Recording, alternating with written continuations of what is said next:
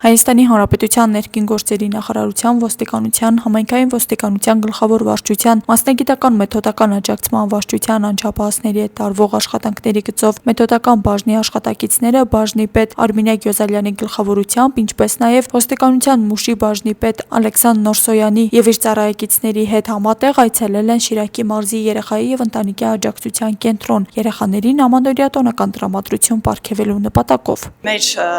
այցերը խնամքի հաստատություններ ավանդական են,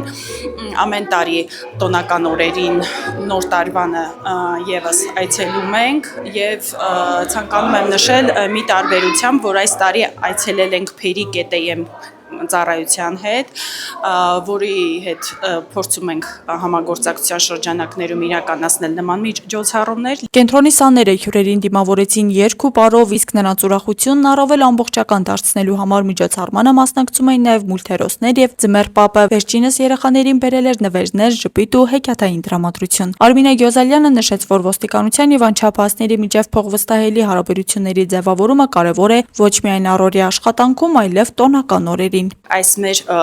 փոխհամագործակցության շնորհիվ ոստիկան եւ անչափահաս ձևավորվում է փոխվստահելիության մթնոլորտը։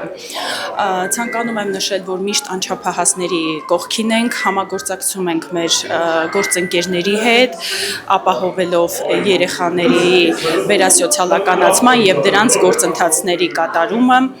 Ցանկանում եմ նաև նշել, որ սոցաջակցություն տրամադրող պետական եւ ոչ պետական գործընկերների հետ մեր կապը ամենօրյա է, մշտական է եւ ընթանում է